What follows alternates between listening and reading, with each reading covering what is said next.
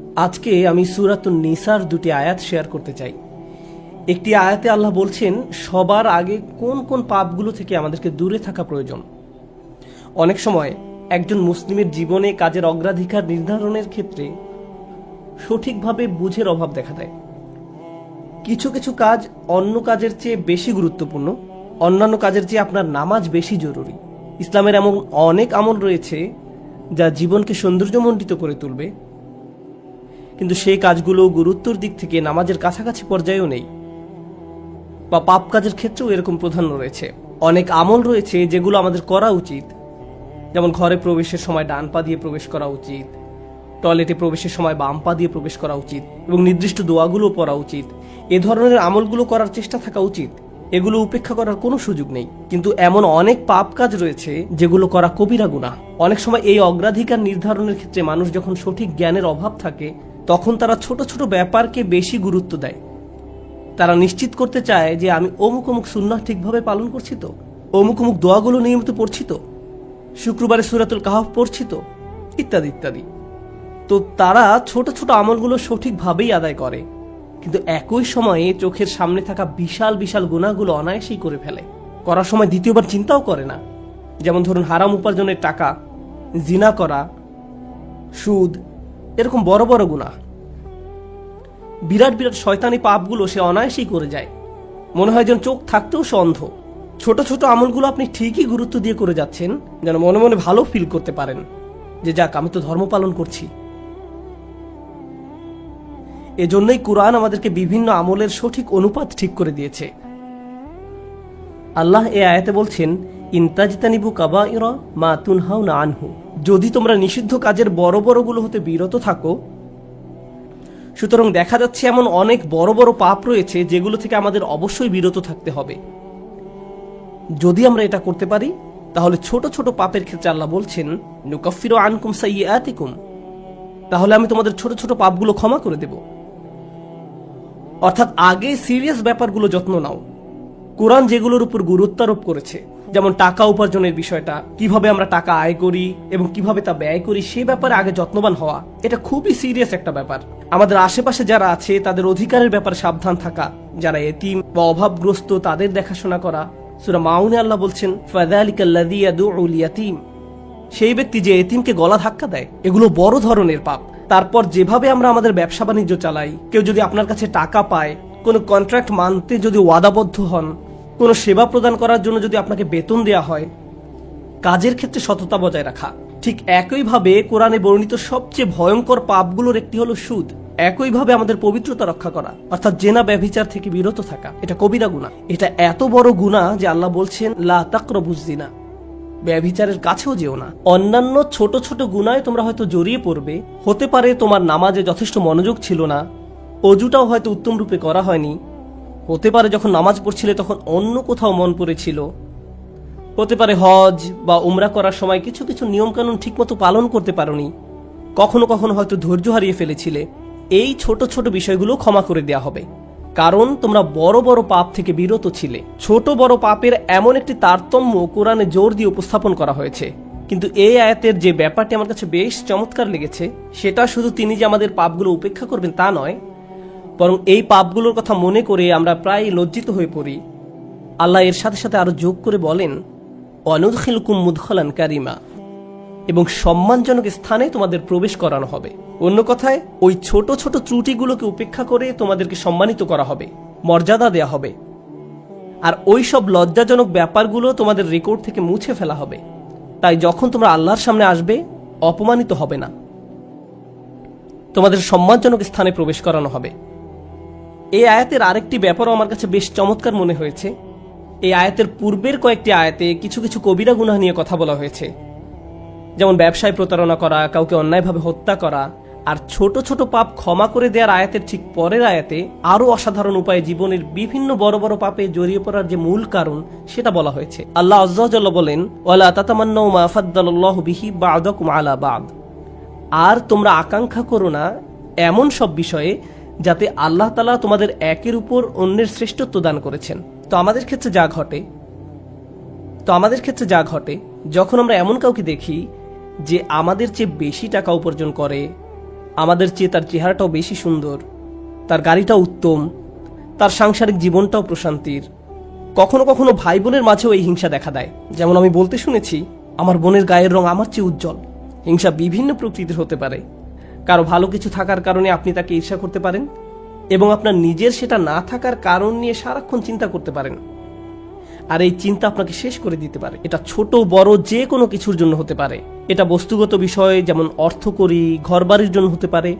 আবার অবস্তুগত বিষয়, যেমন বাবার ভালোবাসা, মায়ের ভালোবাসার জন্যও হতে পারে। বাবা কেন তাকে এত ভালোবাসে, আমার প্রতি তো এত মনোযোগ দেয় না। মা সবসময় শুধু আমার দোষ দেখেন, তিনি কখনো ওর দোষ দেখেন না। মাঝে মাঝে পিতামাতার আচরণ ব্যাপারটাকে আরো জটিল করে তোলে, কারণ তারা বারবার বলতে থাকেন, কেন তুমি তোমার ভাইয়ের মতো হতে পারো না, ও কত লক্ষ্মী। তাদের এমন আচরণ পরিবারের ভিতরে আরো বেশি হিংসা তৈরি করে। আল্লাহ এখানে বলছেন, অন্যদের যা দেয়া হয়েছে তার জন্য আকাঙ্ক্ষা করো না। আপনি নিজেই তো দেখতে পান যে আপনার চেয়ে ভালো চেহারার মানুষ রয়েছে, আপনার আমার চেয়ে বুদ্ধিমান মানুষও রয়েছে, আমাদের চেয়ে বেশি টাকা কামাই করে এমন লোকজনও রয়েছে। পরিবারে এমন কেউ থাকতে পারে যে আপনার চেয়ে বেশি প্রশংসা লাভ করে। কখনো কখনো হয়তো অন্যায়ভাবে তাদেরকে প্রাধান্য দেওয়া হয়, কিন্তু অনেক ক্ষেত্রে আসল ব্যাপার হলো, আল্লাহ তার জন্য রিজিকের যে দরজা খুলে দিয়েছেন তা তিনি আমার জন্য খুলেননি, তিনি আমার জন্য অন্য দরজা খুলে দিয়েছেন। আমরা অন্য একজনকে যা দেয়া হয়েছে ঠিক সেটাই কামনা করি। আল্লাহ আপনাকে আমাকে অন্য একজনের মতো করে বানাননি। আল্লাহ অন্য মানুষদের জন্য রিজিকের যে দরজা খুলে দিয়েছেন তা হয়তো আমার জন্য দেননি। আমাদের প্রত্যেকেরই রয়েছে জীবিকা উপার্জনের স্বতন্ত্র সুযোগ। আল্লাহর অনুগ্রহ অর্জন করতে হলে আমাদের প্রত্যেককে যে সুযোগ দেয়া হয়েছে তার আলোকে কঠোর পরিশ্রম করতে হবে, অন্যদের সাথে নিজেকে তুলনা করে নয়। এই আয়াত যে ইতিবাচক বিষয়গুলোর প্রতি জোর দেয় সেটা আলোচনা করার পূর্বে আমি আরেকটা ব্যাপারে কথা বলতে চাই। এই হিংসা কেন অনেকগুলো বড় বড় গুনাহের মূল কারণ? আমাদের জানা মতে রেকর্ড করা ইতিহাসে আল্লাহর বিরুদ্ধে সর্বপ্রথম যে বিদ্রোহ করা হয় তা হলো ইবলিস শয়তানের বিদ্রোহ। আর এই বিদ্রোহের মূল কারণ ছিল হিংসা। সে কেন এত মনোযোগ পাচ্ছে? তাকে তো জাস্ট মাটি দিয়ে তৈরি করা হয়েছে। এভাবেই অবাধ্যতার শুরু। মানুষ পৃথিবীতে আসার পর সর্বপ্রথম যে পাপটি সংঘটিত হয় তা হলো কাবিল কর্তৃক তার ভাই হাবিলের হত্যা। সেটাও ছিল হিংসার কারণে। এই হিংসা এতটাই জঘন্য আর কদাকার হতে পারে যে আপনি যদি ইয়াকুব আলাইহিসসালামের মতো একজন মহান নবীর সন্তানও হয়ে থাকেন, আর আপনার ভাইও যদি হয়ে থাকেন একজন অসাধারণ ছেলে, যে কিনা এখনো নবী না হলেও তার মাঝে নবীর বৈশিষ্ট্য বিদ্যমান রয়েছে, এই হিংসা আপনাকে এতটাই নিয়ন্ত্রণহীন করে দিতে পারে যে আপনি তাকে হত্যা করতে উদ্যত হতে পারেন। আমি যা বোঝাতে চাচ্ছি তা হলো, হিংসা এবং ঈর্ষাকে ছোট করে দেখা উচিত নয়। ব্যাপারটাকে এমন মনে হতে পারে যে এটি আমার আপনার ভিতরে একটা অনুভূতি মাত্র। মূলত হিংসার আরবি শব্দ হলো হাসাদ, আর হাসাদ শব্দের শাব্দিক অর্থ হলো আঁচড়। তারা এটাকে এভাবে বর্ণনা করে, হিংসা হলো মনের ভিতরে একটি চুলকানি। ঠিক শরীরের চামড়ার উপর কোনো পোকামাকড় কামড় দিলে আপনি যেমন চুলকাতে চান, সেরকম এটি যত চুলকাবেন অবস্থা তত খারাপ হবে। আপনার উচিত হলো একে উপেক্ষা করা, এবং এক সময় এটা এমনিতেই ভালো হয়ে যাবে। আপনাকে এটা উপেক্ষা করতে হবে। এটাই হাসাদ। ইমাম হাসান রাদিয়াল্লাহু তাআলা আনহু বলেন, আমি হিংসুকের চেয়ে এমন কোনো অনিষ্টকারী দেখিনি যাকে আসলে বেশি ক্ষতিগ্রস্ত ব্যক্তির মতো দেখায়।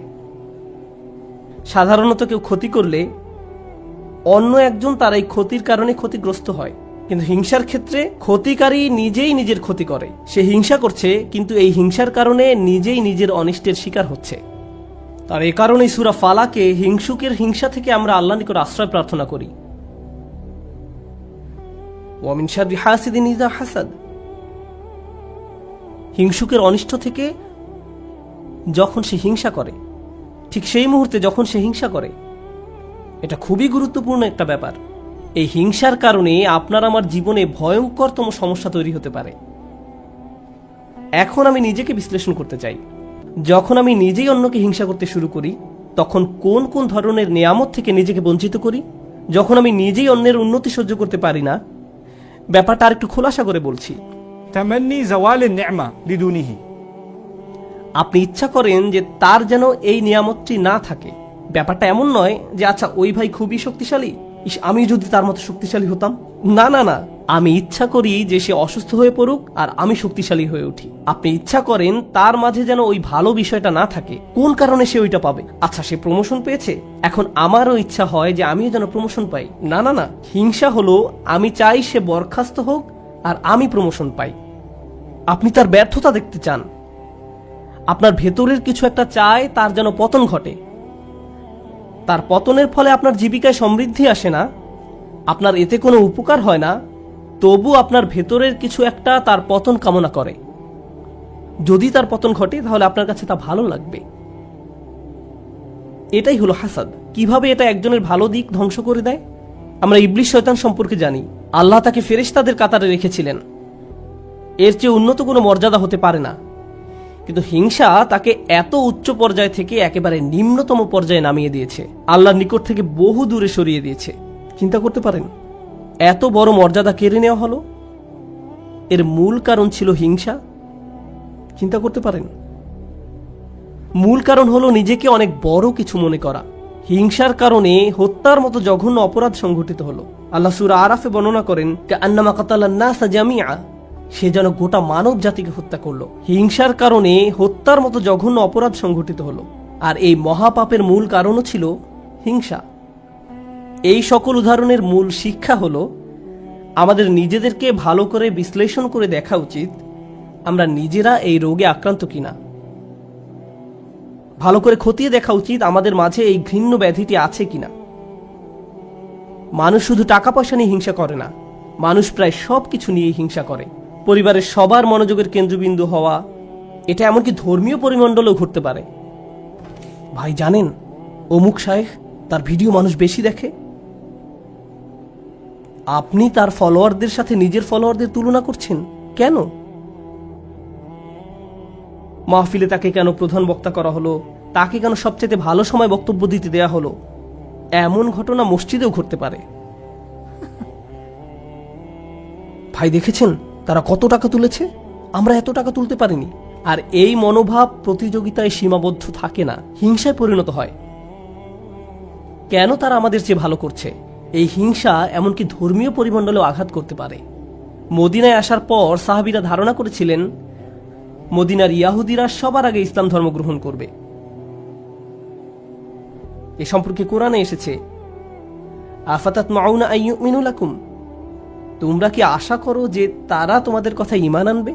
কারণ তারা আহলে কিতাব, তারা ওহী অবতীর্ণ হওয়া সম্পর্কে অবগত ছিল। তারা রাসূল সাল্লাল্লাহু আলাইহি সাল্লামকে সেভাবে চিনত যেভাবে তারা তাদের ছেলে মেয়েদের চিনতে পারত। এর কারণ ছিল আসলে হিংসা। তারা এই ব্যাপারটা মেনে নিতে পারেনি যে নবী প্রেরণের অনুগ্রহটি বনী ইসরাইলদের কাছ থেকে অন্যদের কাছে চলে যাবে। তারা চাইতো ওহী মুহাম্মদ সাল্লাল্লাহু আলাইহি সাল্লামের কাছে না এসে তাদের কারো কাছে আসুক। জীবনের এমন কোনো দিক নেই যেখানে হিংসার আক্রমণ হওয়ার সম্ভাবনা নেই। এটা আপনার চাকরি জীবনে প্রভাব ফেলতে পারে, ব্যবসায়িক জীবনে প্রভাব ফেলতে পারে, আপনার পারিবারিক জীবন, ব্যক্তিগত জীবন, ধর্মীয় জীবন, সামাজিক জীবন থেকে শুরু করে জীবনের প্রতিটি ক্ষেত্রে এর প্রভাব পড়তে পারে। সম্প্রতি বিশ্বের বিভিন্ন প্রান্তে ভ্রমণ করার অভিজ্ঞতা থেকে আমি এক নতুন ধরনের হিংসা সম্পর্কে অবগত হয়েছি। অনেক বোন এসে আমার কাছে প্রশ্ন করেন, এটা বলার কারণে হয়তো আমি সমস্যায় পড়তে পারি, যাই হোক, কোরআনে কেন পুরুষদের জন্য অমুক অমুক বিধান দেয়া হয়েছে আর নারীদের জন্য সম্পূর্ণ ভিন্ন বিধান দেয়া হয়েছে? পুরুষদের কেন বোরকা পরতে হয় না? আমাকে এই প্রশ্ন করা হয়েছিল। ডিভোর্স আইনের ক্ষেত্রে দেখা যায় আইনগুলো কেমন যেন পুরুষের অনুকূলে, মহিলারা জান্নাতে কি পাবে? আমি বলছি না যে এই প্রশ্নগুলোকে উপেক্ষা করতে হবে, কিন্তু এখানে একটা ব্যাপার আমাদের সাবধান থাকতে হবে। আমরা আল্লাহ সুবহানাহু ওয়া তাআলা সম্পর্কে কথা বলছি। তিনি যখন কোনো বিধিবিধান নাজিল করেন, এই বিধানগুলো আমি প্রবর্তন করিনি, আমি শুধু এই বিধানগুলো বোঝার চেষ্টা করেছি এবং শেখানোর চেষ্টা করছি। কিন্তু যিনি এই বিধানগুলো দিয়েছেন তিনি হলেন সবচেয়ে দয়াবান, ভালোবাসাপূর্ণ এবং সবচেয়ে ন্যায় বিচারক। যদি এই বিধান নিয়ে আপনার অন্তরে খুঁতখুঁতে ভাব থাকে এবং মনে মনে ভাবেন যে আমার মনে হচ্ছে এখানে ন্যায্য বিধান দেয়া হয়নি, এটা খুবই মারাত্মক একটি সমস্যা। এমনকি আল্লাহ সম্পর্কে এই মনোভাব যে আমাকে ঠকানো হয়েছে, আমাকে তিনি যা দিয়েছেন সেখানে ঠকিয়েছেন, আমাকে পুরোপুরি বুঝতে হবে কেন তিনি আমাকে এটা করতে বলেছেন। একটা ব্যাপারে বলছি, উদাহরণস্বরূপ কেউ যদি আমাকে জিজ্ঞেস করে কেন আল্লাহ মহিলাদেরকে পর্দা করতে বলেছেন, আমার সৎ জবাব হবে আমি জানি না। আমি নিজে নিজে চিন্তা করে হয়তো এই বিধানের কিছু উপকারী দিক তুলে ধরতে পারবো, কিন্তু এই উপকারী দিকগুলো আল্লাহ অবতীর্ণ করেননি। এই উপকারগুলো আমি চিন্তা করে বুঝতে পারলাম, আর আমার এই সাহস নেই যে আমি বলবো যে অমুক অমুক যুক্তির কারণে হিজাব পড়তে হবে, কারণ এই যুক্তিগুলো আল্লাহ অবতীর্ণ করেননি। অনেক সময় আল্লাহ কোনো বিধান নাজিল করেন কিন্তু তার পেছনের কারণ বর্ণনা করেন না। তিনি বলবেন তুমি নিজে নিজে চিন্তা করে দেখো, লাআল্লাকুম তাতাফাক্কারুন লিয়াদাব্বারু আয়াতিহি, কেন এই বিধানগুলো দেয়া হয়েছে তা তোমরা নিজেরা চিন্তা করে খুঁজে নাও। তবে একটা ব্যাপার আমি নিশ্চিত জানি, যে বিধানই তিনি অবতীর্ণ করেন না কেন তা আমাদের প্রতি তার অপার অনুগ্রহ মাত্র। আল্লাহ এই আয়াতগুলোতে কি বলছেন? উত্তরাধিকার সম্পত্তি বন্টনের বিষয় বর্ণনা করা আয়াতগুলোর পরে এসেছে। ইসলামে সবাই সমান উত্তরাধিকার সম্পত্তি পায় না, নারী এবং পুরুষ সমান সম্পত্তি পায় না। তারা মেয়ে, স্ত্রী, মা যেই হোক না কেন সমান সম্পত্তি পায় না। তাই আল্লাহ কি বলেছেন? লিররিজালি নাসিবুম মিম্মা ইকতাসাবু ওয়া লিন-নিসাই নাসিবুম মিম্মা ইকতাসাবনা, পুরুষদের জন্য রয়েছে অংশ তারা যা উপার্জন করে তা থেকে, এবং নারীদের জন্য রয়েছে অংশ যা তারা উপার্জন করে তা থেকে। এই আয়াতে মিন অর্থাৎ থেকে এই শব্দের ব্যবহারটি লক্ষ্য করার মতো। এই পৃথিবীতে যত কিছুর জন্য আপনি কাজ করেন তার সবটুকুর ফসল পাবেন না, এর থেকে একটি অংশ পাবেন আর বাকি অংশ পরে পাবেন। অথবা আপনি কাজ করেছেন কিন্তু তার কিছু অংশ সুফল পাওয়ার যোগ্য ছিল না, যেমন হয়তো আপনার নিয়ত শুদ্ধ ছিল না, কাজটা যথেষ্ট পরিশুদ্ধ ছিল না, তাই আপনি আপনার কাজের সেই অংশের মূল্য পাবেন যা মূল্য পাওয়ার যোগ্য ছিল।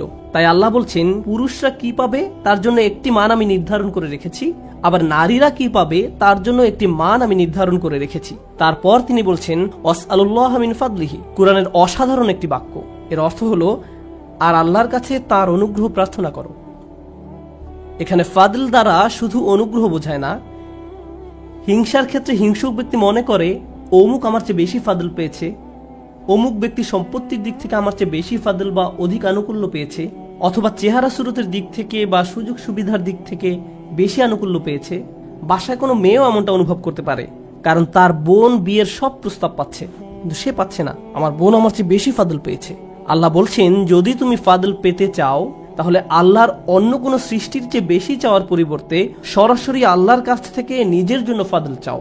নিজেকে অন্যদের সাথে তুলনা করা বন্ধ করো, বরং আল্লাহর নিকট থেকে তুমি নিজের জন্য কি পেতে পারো তার দিকে মনোযোগ দাও। মনে মনে ধরে নাও যে আশেপাশে কারো কোনো অস্তিত্ব নেই, অন্যদের কি আছে সে সম্বন্ধে চিন্তা ভাবনা করা বন্ধ করো। মনের উপর যদি এরূপ নিয়ন্ত্রণ প্রতিষ্ঠা করতে পারেন তাহলে খুবই সুখী জীবনযাপন করতে পারবেন। যদি কখনো এমনটা হয় যে তুমি ক্লাসে বসে আছো, স্যারের বক্তব্য শুনতে পাচ্ছ কিন্তু কিছুই বুঝতে পারছো না, মনে মনে ভাবছো আমি জানি না আমি কোন স্বর্গে বাস করছি, কিন্তু তোমার পাশের ছেলে বা মেয়েটি প্রতিবার হাত তুলে স্যারের প্রত্যেকটা প্রশ্নের জবাব দিচ্ছে আর তোমার মন বিষিয়ে উঠছে। মনে মনে ভাবছো যদি মেয়েটাকে কষে একটা চর দিতে পারতাম, আমি তাকে সহ্য করতে পারছি না কারণ সে সব প্রশ্নের উত্তর দিচ্ছে। তোমার সকল মনোযোগের কেন্দ্রবিন্দুতে এমন একজন যে তোমার চেয়ে বেশি বুদ্ধিমান, যে স্যারের প্রিয় ছাত্র, যে সকলের মনোযোগ পাচ্ছে, যার কারণে তোমার নিজেকে খারাপ ছাত্র মনে হয় বা যার কারণে তারা তোমাকে লজ্জা দিচ্ছে। কিন্তু একটা ব্যাপার কি তুমি খেয়াল করেছো? তুমি সেখানে বসে আছো শুধু তুমি এবং শিক্ষক। তুমি এখানে এসেছো শিখতে, অন্যের দোষ না দিয়ে তোমার উচিত নিজেকে দোষ দেয়া। হায় হায় আমি আমার মনোযোগ হারিয়ে ফেলেছি। নিজের কাছে ব্যাখ্যা দাবি করো কেন তুমি মনোযোগ হারালে। প্রশ্ন করতে গিয়ে লজ্জা অনুভব করো না। তুমি এখানে এসেছো নিজের উন্নতি সাধন করতে, অন্যদেরকে নিজের মূল্য বোঝাতে নয়। তুমি এই জন্য শিখতে আসনি। একই কথা প্রযোজ্য চাকরির জায়গায়, পরিবারের। অন্য কাউকে বেশি দাম দেওয়া হচ্ছে বলে আপনি নিজেকে গুটিয়ে ফেলবেন না। যদি কোনো অন্যায় করা হয় আপনি কথা বলুন, কোনো কিছু যদি বলার থাকে বলুন। যদি কোনো কিছু আপনাকে বিরক্ত করে ভেতরে ভেতরে জ্বলবেন না এবং এটাকে বড় হতে দিবেন না, নিজের ভেতরে ঘৃণা তৈরি হতে দিবেন না। আমরা আল্লাহর নিকট যে দোয়াগুলো করি তার একটি হলো ওয়ালা তাজআল ফি কুলুবিনা গিল্লাল লিল্লাযিনা আমানু, ঈমানদারদের বিরুদ্ধে আমাদের অন্তরে কোনো বিদ্বেষ রেখো না। যখন আমরা কিয়ামতের দিন তার সামনে দণ্ডায়মান হব তখন যেন আমাদের অন্তরে ঈমানদারদের বিরুদ্ধে কোনো গিল বা খারাপ অনুভূতি না থাকে। আমরা দুনিয়াতেও এটা চাই না, আর জান্নাতে আল্লাহ আমাদের থেকে তা দূরে রাখুন। তাই এই ব্যাপারটা পার্থিব জীবনে ঘটতে পারে। এমন হতে পারে যে কারো বিরুদ্ধে আপনার অন্তরে হিংসার মনোভাব তৈরি হচ্ছে, ও সে তো এই পজিশন পাওয়ার যোগ্য নয়, সে তো অমুক কাজ করার যোগ্য নয়। আপনার অন্তরে যদি এমন অনুভূতি তৈরি না হয় তাহলে সেটা খুবই ভালো। কিন্তু অনেক মানুষ আছে যারা এভাবে চিন্তা করে ওই লোক আমার চেয়ে অনেক বেশি বেতন পায়, সে কেন আমার চেয়ে বেশি বেতন পাবে? তারা কত টাকা বেতন পায় বা না পায় তার সাথে আপনার সম্পর্ক কি? আপনি কি করেন? আপনি কি অর্জন করেছেন? আপনার যদি মনে হয় যে আপনার আরো বেশি বেতন পাওয়া উচিত, তাহলে ব্যাপারটা যথাযথ কর্তৃপক্ষকে বলুন। ওয়াসআলুল্লাহ মিন ফাদলিহি, আল্লাহর কাছে তাঁর অনুগ্রহ প্রার্থনা করুন। ইন্নাল্লাহা কানা বিকুল্লি শাইইন আলিমা, নিঃসন্দেহে আল্লাহ তাআলা সর্ববিষয়ে জ্ঞাত। যখন আমরা অন্যের সাথে নিজেকে তুলনা বন্ধ করব, যখন পুরুষ বা নারী হিসাবে কি পেলাম বা কি পেলাম না এসব নিয়ে চিন্তা করা বন্ধ করব, অমুক অমুক ব্যক্তির কারণে আমি পেছনে পড়ে আছি এমন চিন্তা করা বন্ধ করব, আপনার এবং আল্লাহর মাঝে আর কেউ নেই। যদি কোনো বিষয়ে অগ্রগতি অর্জন করতে চান, সরাসরি আল্লাহকে বলুন ওয়াসআলুল্লাহ মিন ফাদলিহি। অন্যথায় সারা জীবন ধরে কেবল অন্যের বিরুদ্ধে অভিযোগই করে যেতে পারবেন। কিভাবে তারা আপনার প্রতি অন্যায় করেছে, কিভাবে তারা আপনাকে সুযোগ থেকে বঞ্চিত করেছে, কিভাবে সবাই পেয়েছে কিন্তু আপনি পাননি। আর এভাবে অভিযোগ করলে আপনার জীবন তো দুর্দশাগ্রস্ত হবেই, আপনার কারণে আপনার আশেপাশের মানুষের জীবনও দুর্বিষহ হয়ে পড়বে। এই আয়াতটি নিয়ে সর্বশেষ যা শেয়ার করতে চাই, বিশেষ করে যখন আমরা তেলাওয়াত করি ওয়া মিন শাররি হাসিদিন ইযা হাসাদ, এখানে ইযা শব্দটির দিকে বিশেষ মনোযোগ দিন। কেউ কেউ বলেন এখানে হাসাদকে বর্ণনা করা হয়েছে একটি গুণ হিসেবে, শুধুমাত্র শব্দগতভাবে ইসমে ফাইল হিসেবে নয়, বরং একজন মানুষের একটি খারাপ গুণ হিসেবে, অর্থাৎ এমন ব্যক্তি যার মাঝে হিংসার প্রবণতা আছে। কিন্তু ইজা শব্দটি একটি বিষয়ের প্রতি বিশেষ ইঙ্গিত করে। আপনার মাঝে যদি এই গুণটি থেকে থাকে, তাহলে কোনো এক সময় কুৎসিত উপায়ে এর প্রকাশ ঘটবে, আজ না হোক কাল। খারাপ কিছু একটা আপনি করে বসবেন, কারণ আপনার মাঝে খারাপ গুণটি আছে। আপনি নিজেও হাসিদ হতে চান না, হিংসুক হতে চান না। আবার যারা হিংসা করে তাদের অনিষ্ট থেকে বাঁচতে চান। আমরা দোয়া করি আল্লাহ যেন আমাদেরকে হিংসুক হওয়া থেকে রক্ষা করেন, এবং যারা আমাদের বিরুদ্ধে হিংসা করে তাদের অনিষ্ট থেকেও যেন রক্ষা করেন। আল্লাহ যেন আমাদের ভালো কাজগুলোকে নষ্ট হওয়া থেকে রক্ষা করেন। আমরা জানি রাসূল সাল্লাল্লাহু আলাইহি সাল্লাম বলেছেন, আগুন যেমন শুকনো কাঠ জ্বালিয়ে ফেলে, তেমনি হিংসাও একজন ব্যক্তির ভালো কাজগুলোকে জ্বালিয়ে দেয়। কেন তিনি এমনটি বলেছেন? কারণ যখন আপনার মাঝে হিংসা দেখা দেয়, তখন আপনার পক্ষে কৃতজ্ঞ হওয়া অসম্ভব। কারণ যখন হিংসা করেন তখন আপনার কি নেই কেবল তা নিয়েই আপনি চিন্তা করেন। আর আল্লাহর সাথে আমাদের সম্পর্ক নির্ভর করে একটি বিষয়ের উপর, তা হলো আমাদের কি কি আছে তা সব সময় স্বীকার করে যাওয়া। এভাবেই আমরা আল্লাহর প্রতি কৃতজ্ঞ হয়ে উঠি। যদি আপনার অন্তরে হিংসার বসবাস থাকে, তাহলে কোনোভাবেই আপনার পক্ষে আবদান শাকুরা অর্থাৎ আল্লাহর কৃতজ্ঞ বান্দা হওয়া সম্ভব নয়। আল্লাহ আজ্জা ওয়া জাল্লা আমাদের অন্তর থেকে হিংসা দূর করে দিন, আমাদেরকে সত্যিকার অর্থে কৃতজ্ঞ বান্দা বানিয়ে দিন। আল্লাহ সঠিকভাবে তার অনুগ্রহ চাওয়ার মতো তৌফিক দান করুন এবং আমাদের জীবনকে আরো সুন্দর করে দিন। বারাকাল্লাহু লি ওয়া লাকুম ফিল কুরআনিল হাকিম ওয়া নাফা'নি ওয়া ইয়্যাকুম বিল আয়াতি ওয়াজ যিকরিল হাকিম।